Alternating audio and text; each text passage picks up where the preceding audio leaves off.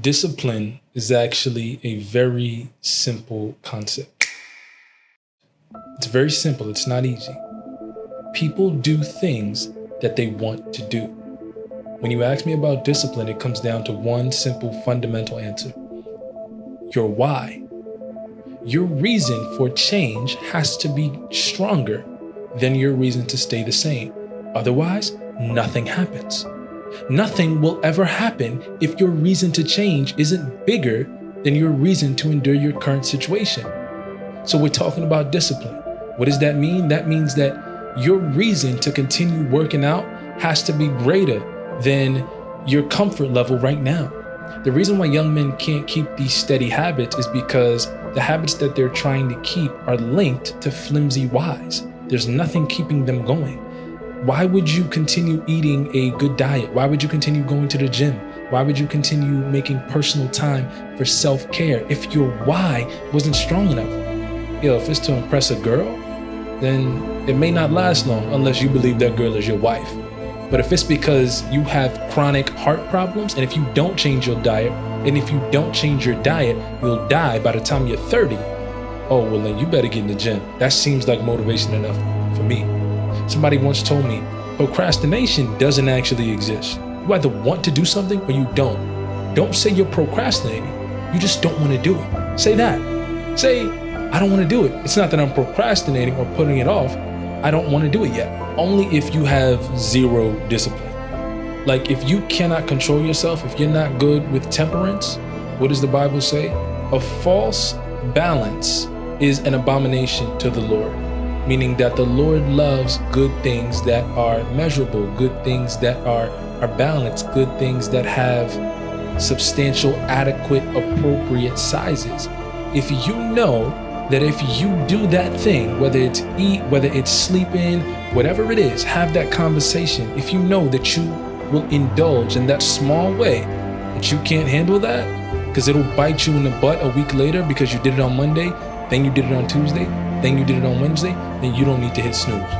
Like you don't need to hit snooze for 15 minutes if you know that you're not disciplined enough. You don't have the habits to snap out of it when it's time to work. Like if you know that at 5:00 p.m. it's time to get to business and that you can get to business at 5:00 p.m. without no problems, then sure, you can sleep for 15 minutes more. But if you think that you won't be able to get to business when it's time to get to business, then you don't need to be snoozing. This is where spiritual awareness and honestly just personal awareness comes in. What can you do? What are you good at? What do you need to hold yourself accountable? Do you know? Because if you don't know, nobody else, like if you don't know the innermost parts of you, what you need to be successful, nobody else can ever help you. Unless it's the Lord in that case. But nobody can ever give you a plan. Nobody can ever work with you to get to where you want to be if you've never taken an honest look in the mirror and been 100 with yourself and have said to yourself, you know what? I don't need to be living that kind of life. You know what? I don't need to be indulging with that person. I don't need to be having those conversations. If you've never taken an honest look at yourself and been like, man, that wasn't good. That's not beneficial for my lifestyle. How is somebody else going to be able to come in and pour into you and serve you and help you? Absolutely. That's the whole objective. My father tells me all the time, he used to tell me a lot when I was a kid, just get on base. Everybody's swinging, trying to get a home run. Everybody wants to make the big, the major play. Everybody wants to do incredible things under the lights. There's nothing wrong with that. But do me a favor, just get on base. Why?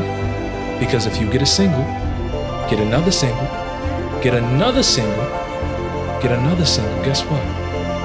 You're back at home base. Singles are far more easier to hit than home runs. Simultaneously, they're more consistent. The simple things make the biggest difference over time, especially in our spiritual lives. You don't need to sit in prayer for 2 hours a day. You don't need to wake up at 3 o'clock in the morning. I know E.T. wake up at 3 o'clock in the morning, but I'm not E.T. So I can't do what E.T. does and expect to get those results. I can't do what other people do and expect to strengthen my relationship with God. And when I say that is, I need a routine that's fitting for me. Just because Eric Thomas gets up at 3 o'clock in the morning does not mean Brandon Pennell will get up at 3 o'clock in the morning. That's not going to work for me. I'm not him. I need to do what works for me. And what works for me is this simple.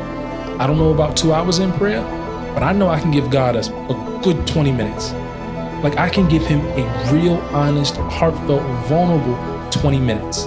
I don't know if I can do it at 3 o'clock in the morning. I probably could do it at 9 though. And then we work. We stay consistent. Simplicity. I don't know if I can read scripture for an hour, but I know I'm good at 10 minutes. I know I could pick one scripture apart, sit with that, and try to memorize it throughout the day. I know I could do that. The simple things are actually greater in terms of our spiritual life. Why? Because the simple things we'll see every single day. And each day that we encounter these simple things, 15 minutes in prayer, a scripture here, loving somebody in a conversation there, that's how we get closer to Christ. The home runs are beautiful, and they're always going to be beautiful. But how, when we begin to see the beauty in the ordinary things that have ordinary value, that's when we start to get to that next level of holiness.